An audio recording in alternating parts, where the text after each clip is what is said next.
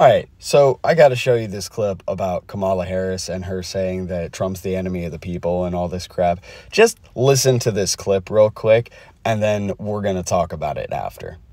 He's the one who talks about an enemy within, an enemy within, talking about the American people, suggesting he would turn the American military on the American people. We asked that question to the former president today. Harris Faulkner had a town hall, and this is how he responded. I heard about that. They were saying I was like threatening. I'm not threatening anybody. They're the ones doing the threatening. They do phony investigations. I've been investigated more than Alphonse Capone. He was the greatest gangster. No, it's true. No, but think of it. It's called weaponization of government. It's a terrible thing.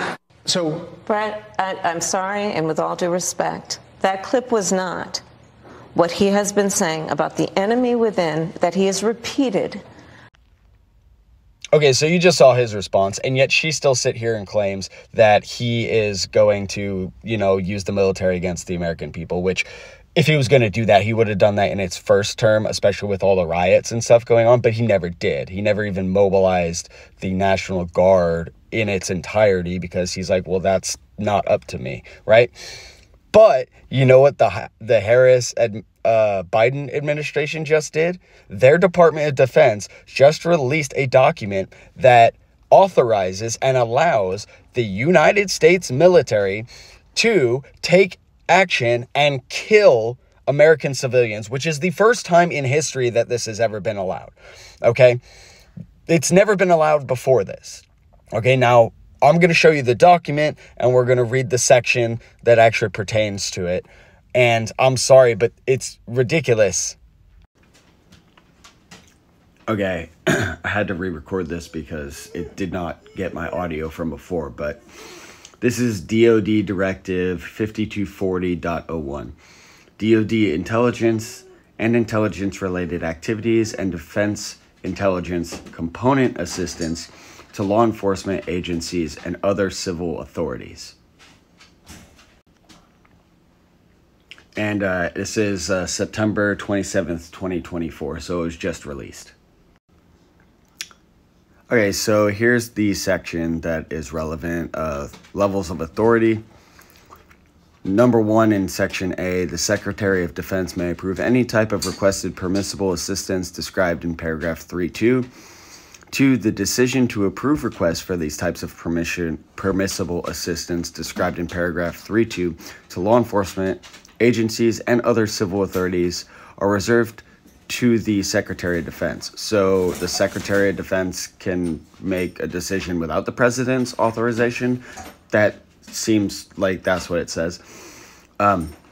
Provision of personnel to support response efforts for civil disturbances, which also may require presidential authorization. May require presidential authorization, so it doesn't need it for the military. That doesn't sound right.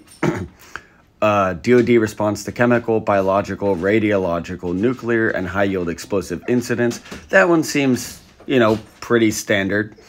And then C, assistance in responding with assets with potential for lethality or any situation in which it is reasonably foreseeable that providing the requested assistance may involve the use of force that is likely to result in lethal force, including death or serious bodily injury. It also includes all support to civilian law enforcement officials in situations where a confrontation between civilian law enforcement and civilian individuals or groups is reasonably anticipated. So yeah, this is basically just the government saying, yeah, you can use military assets to kill civilians if we deem it to be necessary, which this type of authorization has never happened before, to my knowledge. And this is crazy.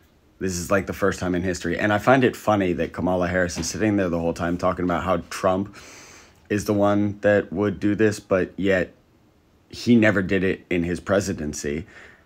And he was president, actually. And now under the Joe Biden and Harris administration, this type of usage of the military against civilians has started. You tell me which of these two are the tyrannical dictators who are going to possibly use the military on civilians.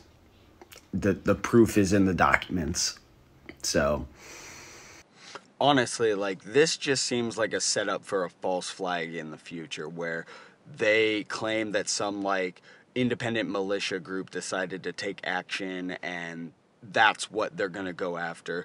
But just think about what the government would be doing right now, like labeling people enemies of the state, labeling people as right-wing extremists or, you know, terrorists or whatever the case. And then when it comes down to it, then they say, oh, well, they fired first, whatever. And then they now have the authorization, and because of the lead up into this, some people might actually support them doing this. This is extremely dangerous, and the government has no real reason to have the military able to do this. Like, we have the National Guard, and we have the FBI and the CIA and the local law enforcement and all of that stuff already. We don't need the military to come in and do this stuff. But of course, you know, Joe Biden already said that, civilians would need, like, F-16s to fight against the government. And it sounds like he was right. It sounds like